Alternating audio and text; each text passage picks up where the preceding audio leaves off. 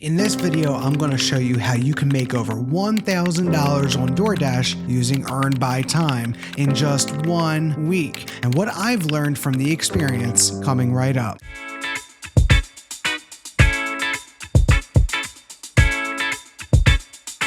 On March 17, 2024, I set out to record a typical Sunday vlog for the channel. I decided on trying my second dab at Earned by Time, but something unexpected happened. For over 9 hours that day, I filmed over 2.5 hours of content for the day's vlog, only to download to the computer and realize there was an audio issue. Undoubtedly, this put some immense pressure on what to do with this footage, and I looked to the community for advice. It seemed everyone had the same advice: voiceover. And while that may seem to be the valid and most practical approach to the issue, I needed to take it up one large notch. I thought of the only hustler way of doing things, and that was to experiment with Earned by Time for an entire week and just see, once and for all, does Earned by Time have any merit on the Dasher platform? For starters, I won't bore you with the daily vlog style routine. This video serves to highlight the week, but also provide the facts. I have recorded data points throughout my entire journey, learning everything there is to compare Earned by Time with Earned by Offer. All of the raw data is neatly presented in a public Google document for your review as well. Look in the description for the link to the Google Sheets. A few standard key points before I begin. In my market, Earned by Time base rate, which is the guaranteed active hour pay by DoorDash before tips.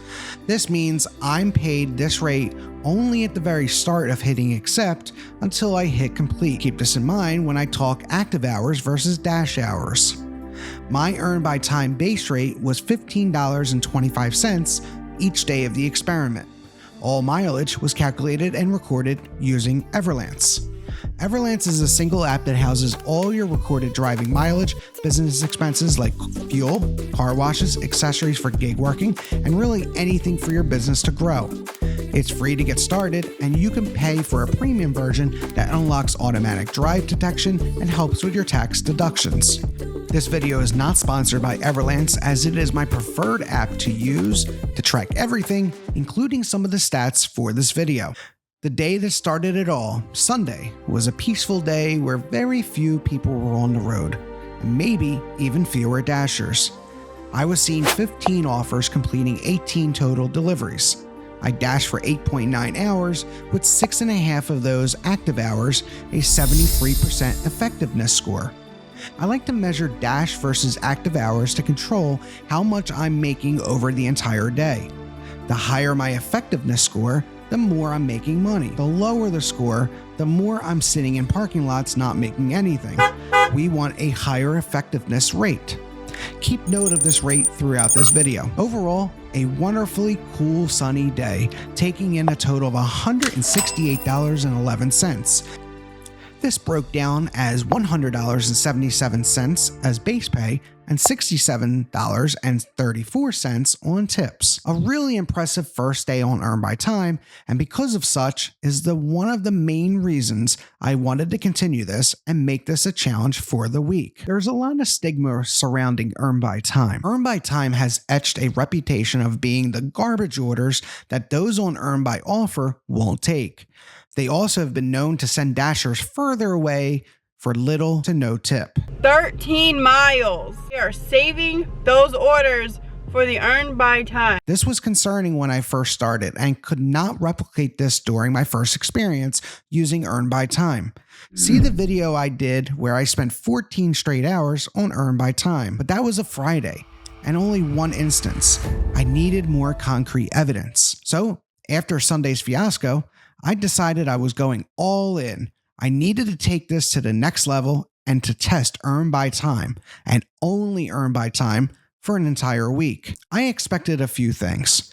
Firstly, I figured my acceptance rate would increase. That was a given, because I'd be taking every order. With Earned by Time, you're only afforded one decline per hour. Secondly, I anticipated a lot of stacks and a lot of no-tip orders. With so many complaints on YouTube, there must be something to it, right? Third, I am prepared to drive a lot of miles. And I mean a lot of miles. So going into this experiment with these in mind, I was ready for Monday morning. But this time I figured to up the ante a little. The rest of the week would be live streamed every day, every offer, every delivery. On top of that, I put up 2 extremely large goals that I must achieve. 1, I need to earn $1,000 total, including all base pay and tips, using only Earn by Time. Also, I needed to achieve top dasher status before the end of the week. With that, I was off to the races. Mondays are typically one of the slower days, paired with Tuesday, so I went into it anticipating unfavorable results. 14 offers, 15 deliveries, 5.7 active hours, totaling $127.72. Also, thanks to Dairy Queen for the free ice cream cone. Never had it, and it was certainly a perk of the day. So far, 2 days in the books, and I've made just shy of $300. Not great, but also exceeding my expectations being on Earn by Time. Tuesday came along and I started to find my groove. A shortened day, but very effective one. 9 offers, 10 deliveries in under 5 active hours. $100, 85 cents earned. Tuesdays are notoriously known for being slow in my area, so finishing up by 1:15 was, well, pretty good enough for me. So far, nearly halfway in, and while I had my doubts about waiting and actually earning $1,000, I didn't feel the same about my acceptance rate. By Wednesday morning, I started to shift at 45%. This is a major improvement from the 0% I started on Sunday. Yes, you heard me, 0%. For most of the last year and a half, I have steadily maintained under 10% AR. I didn't have any focus on DoorDash, and honestly, I just didn't care about improving my rating screen. But now, this was crazy, and only midweek, could I actually make it to 100%? Well, I woke up energized and really determined to do well. Going live each day has started to become a ritual, and for my regulars, it seemed like the natural thing to do. That was their first thing to do in the morning, including the fact that I had a pickup from a bagel place 4 times in a row. This was an extremely easy and productive day. 14 offers, 15 deliveries in 7.4 active hours, $162.46. And I was sitting at nearly $560. Again, far cry from the $1,000 and also much lower than I probably would have made on Earn by Offer, especially being in the large order program, but this was an experiment, and shopping orders as well as catering orders don't show up on Earn by Time, or at least I thought. Thursday morning, I woke up at 3 a.m., craving to go out and grind a shift. My scheduled time wasn't until 7 a.m. though, but I knew that in my area, typically, they have some red zones as early as 6 a.m. So, sure enough, I get ready, head out to my favorite parking spot in the morning, and waited until my first order arrived and I was live. Terminator 2 up there as well. Oh, whoa, whoa, whoa. I've never seen this before. I got a catering order on Earn by Time. I couldn't believe my eyes. It was a large catering order, an actual catering order, not like a large total that just so happens to be over $100. No, this was a pickup and setup at a Lowe's, which coincidentally was 2 stores down from the Wawa pickup location. Talk about luck. Well, early bird gets the worm, as they said, and this happened to be the very first time I've seen a catering bag required while on Earn by Time. I was eventually told that this was possible and others have gotten it, but this is the first that I've personally seen it. Now we know. This order's subtotal was around $400 with tons of coffee, breakfast sandwiches, and snacks. Hey, good for you guys, Lowe's. The payout on this order was $30, and for 15 minutes worth of work, I really felt on top of the world. This, I thought, was going to be the biggest day yet. It ended up being my worst, productivity-wise and for my sanity. After delivering the catering order, I had other orders, but one in particular, an Acme Markets, sending me 18 plus miles away. This would eventually take me way out of my zone, and with most places not open that early in that delivery area, I knew I would be traveling back to my zone empty-handed. That wasn't the only of my problems. As I was live and talking to my audience and nearing my zone, this happened. This is horrendous. I scheduled until 4 p.m. You could see that. Tell me I'm wrong. Was I not scheduled until 4 p.m.? I want him to tell me I wasn't scheduled till 4 p.m. And they're telling me my shift ended. My shift started at 7 a.m. until 4 p.m. They screwed up and they don't want to admit it. That I was not scheduled? Is that what he's going to tell me? I've been taking every order for the last 4 days. What, did I make too much per hour now? I'm making, what, $30-something an hour on Earn By Time? I was shut down. DoorDash eventually, and after almost an hour going back and forth with them via chat, finally had enough of me and admitted there was an engineering issue and they were aware of it. Was this actually the case? Or them just trying to finally get me off the chat? With them remains to be seen, but I did get a phone call with them later in the day saying verbatim that there was an internal issue. So who knows? This sent me furious, however, and I figured it was possible the fact that in just 1.5 hours, I had earned $58.11, a whopping $38.74 an hour. Maybe, but I was taking almost every one of their orders. Why would they do this to a loyal clown? Anyways, my shift ended, and because I'm not Top Dasher, I had no shift to work. A live audience on stream, and being a little before 10 in the morning, knew I couldn't end the day like this. I worked a couple Uber Eats deliveries while waiting for DoorDash to become busy again, which just so happened to not be that much of a wait. But it was this Chick-fil-A order that sent me over the edge. At 11 o'clock on the dot in the morning, DoorDash opened up Earn By Time spot in my area. I snagged it immediately, even if it was only for a half hour. The first offer was sent to me, a pickup, a few miles down to a Chick-fil-A, but there was a problem. A 2-mile stretch of traffic due to ongoing road work on this busy roadway. It became bumper to bumper, lots of stop and go, that nearly took 10 minutes to move 50 yards since everyone was converted from 3 lanes to 1. I had received the order and accepted it as soon as I had turned in the opposite direction. So for me, getting back around and going in the other direction meant me waiting in traffic one way and then going the same traffic going back. I finally picked up the meal and headed towards the customer and let them know of the delay. They were totally fine with it and understanding of the road issues. But DoorDash would none the wiser and did not like that I was late. This gave me my first contract violation ever for being extremely late to the store. I was 10 minutes late. I then spent more time trying to communicate with support and disputing the violation, all the while still stuck in traffic with a stacked order from DoorDash that was just sent to me. I couldn't decline because I would have been shut down again, but I also knew if I waited in this traffic and it picked up again, I'd be extremely late once more. Knowing I could be deactivated for continuous violations, I decided to just cancel and unassign both orders. This dropped my completion rate down a bit, but it was much better than getting 2 more violations. Thursday ended with a measly $116.99 over 3.9 active hours. And yet, my lowest effectiveness rate at 63%. Friday came and I knew we were getting closer to my goals. At this point, I had already met 60% AR and was $320 shy of earning $1,000.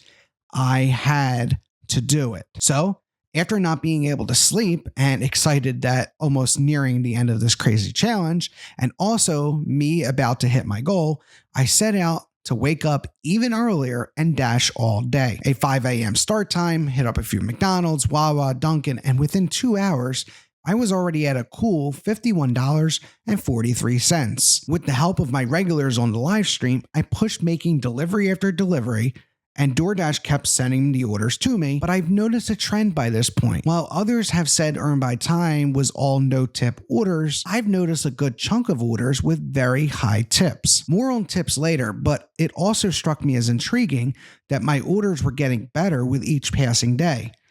I have a feeling acceptance rate had a play in this, even though there's no mention of AR playing a role in Earn by Time like it does with Earn by Offer and their Diamond orders. Friday was very similar to my 14-hour video where I talked a lot about doing Earn by Time, and a lot of orders were sent to me, most of them really good payouts. After 22 offers, 25 deliveries, and a full dash time of 12 hours, I finally called it a day. I had made $212.65, bringing my total to $888.78. I was so close, but the final boss was looking straight at me. Saturday was being called to be a rainy day, a real downpour, and a mess on the roads. Meteorologists were warning people to stay in and forget about driving, but I couldn't. I could see the end in sight. I just had to make $120. Everything that could have gone wrong did, for the most part. I woke up groggy with a massive migraine, not wanting to drive in this rain, and also had to keep going since a much larger audience had been watching since the second day of the challenge. I pushed on, and after each order, I noticed a disturbing trend. The no-tip orders were outweighing the tipped orders for most of the morning, and I was far less per average order than I was during the week. All of the data on finances are in the second part. I'll explain shortly. It finally happened.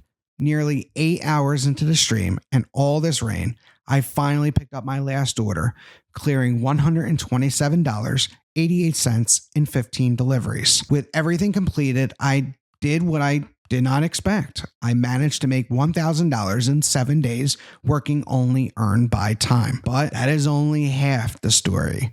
The fun part is about to begin. Okay, now that you've got the gist of the week, and to be quite frank, I felt rewarded by the end. It was so satisfying to achieve the goals set earlier in the week. But rewards and good feelings aside, let's talk numbers. Because, well, that's why you're really here. There'll be a ton of data that I won't include in this video. For that, visit the link in the description, which will highlight all of the raw data. So, where do we begin? Let's start with merchant totals. From Sunday through Saturday, I visited a total of 51 unique merchants.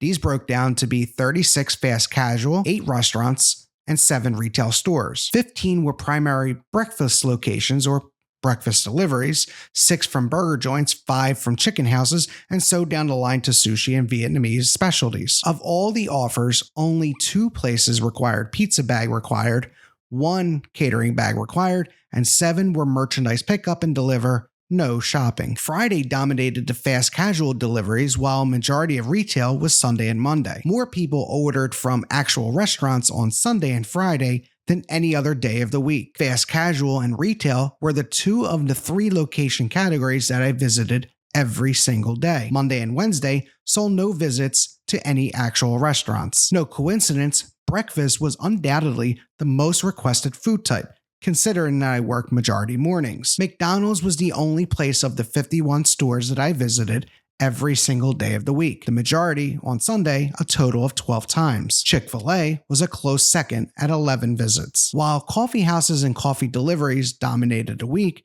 they were most prevalent Sunday and Friday. Now, on to everyone's most anticipated category, tipping. Tipping is a large reason why Dashers aren't using Earn by Time, but with enough data points, I needed to see for myself whether this was true for the longer duration. I felt a week was long enough survey population of data since 1, it covers every day of the week and majority throughout the day. Obviously, this data isn't indicative of everyone's market, so take this data and use for your own information. It's also imperative I mention that all this data is not a one-size-fits-all for all Earn by Time Dashers. I broke up the tipping section into 2 segments, those who tip and those who don't. I wanted to know how much of my orders were being tipped, while also when they weren't. Out of all the income earned, $334.95 was from tips. Friday was the most tipped order at $75.28, while Tuesday was my lowest at $24.63. ATPTO, or average tip per tipped order, is a great way to understand how much was the average tipped amount per orders that actually tipped. My average ATPTO was $3.86 for the entire week. Thursday was the highest at $4.74, and Tuesday was the lowest at $2.74. Tipped percentage of total pay, or TPOTP, as the name implies, is the overall percentage of tips compared to my total pay. 32.27% of my entire total pay for the week was tipped. The highest day coming from Sunday at 40.06% and Tuesday at its lowest at 24.42%. That sums up the tip portion.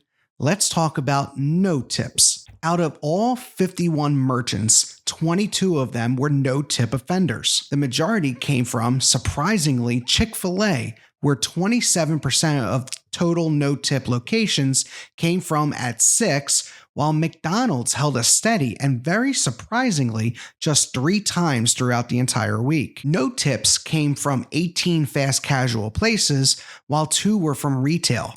I have a feeling those retail locations didn't tip or didn't allow consumers to tip since it was ordered direct from the merchant. And finally, there were a total of 23 no-tip orders throughout the week. The most number of no-tip orders came on Friday at 6, but only accounted for 24% of my total orders for the day. The most percentage-wise came on Saturday when it rained, where 33.33% of my orders were no-tip. The lowest, Tuesday, with only 1 no-tip order. Not too shabby. I mentioned there were a total of 23 no-tip orders throughout the week.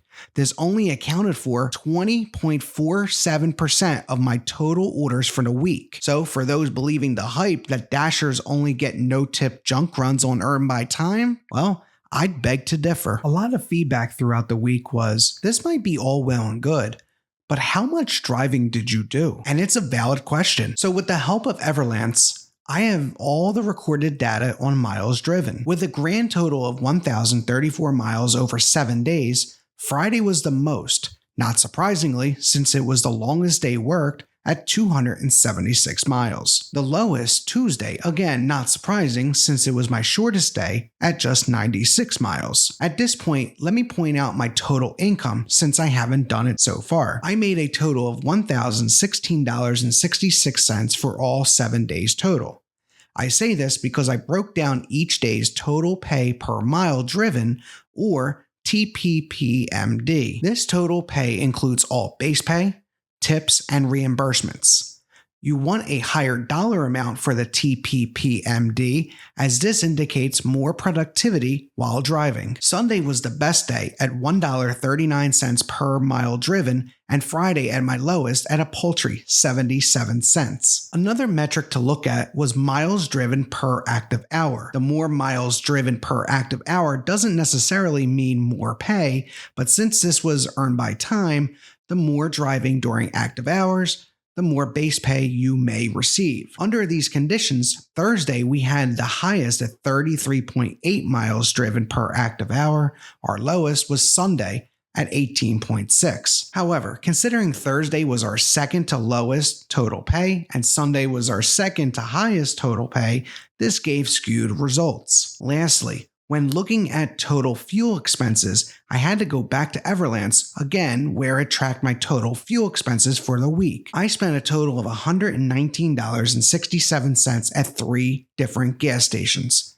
Once at the start shift on Sunday at $41 even, another on Thursday at $39.31, and again on Saturday at $39.36. This provides an average fuel cost per day of around $17.10.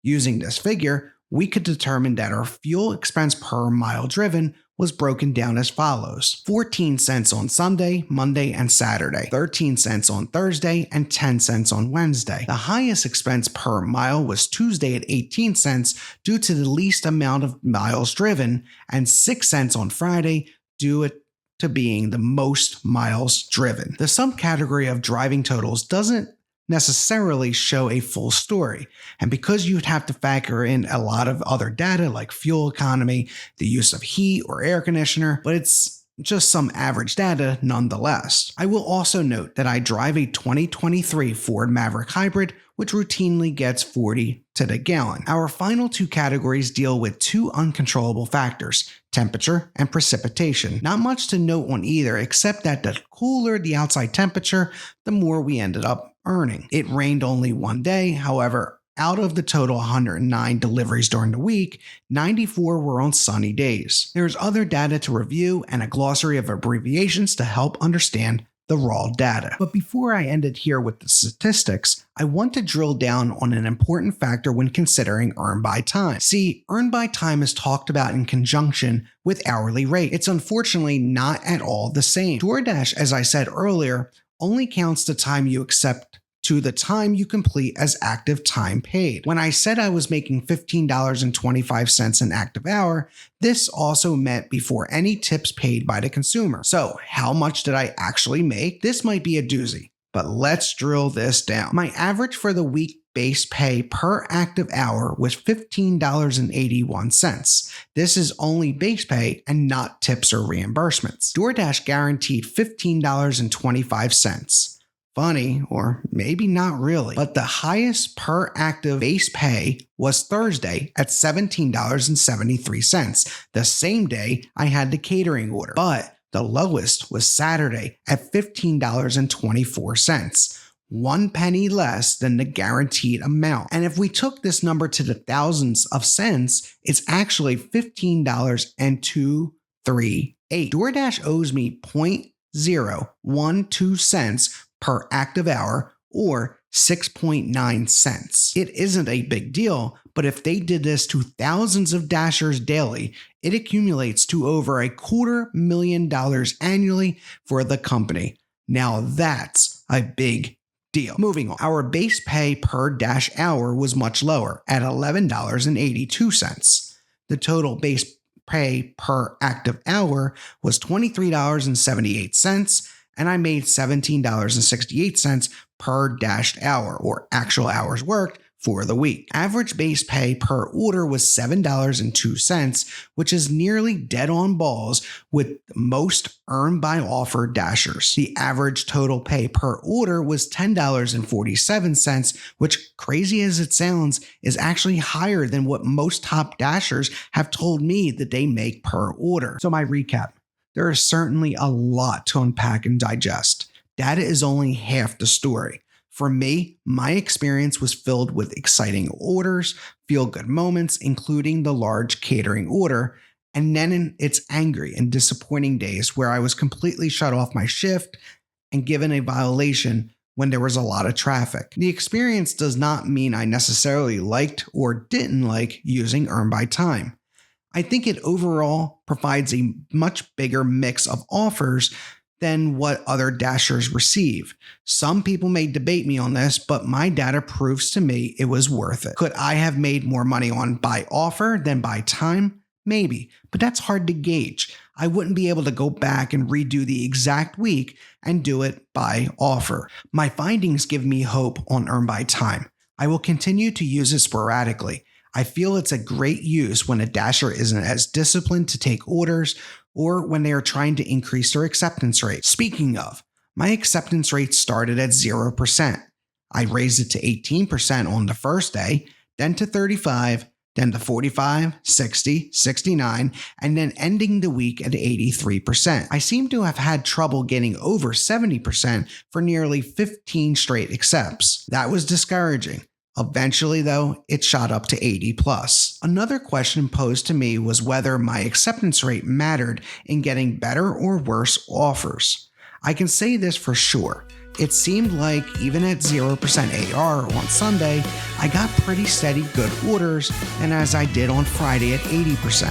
Saturday being the exception since it was the only rainy day. I will be doing another challenge in April. For that challenge and all those details, don't forget to ring that notification bell for an alert for the first week of April, where I'll go live with all the challenge details and how you can win yourself a prize valued at nearly $500. If you enjoyed this video, you can check out this video where I spent 14 straight hours on Earn by Time or more of my DoorDash vlogs.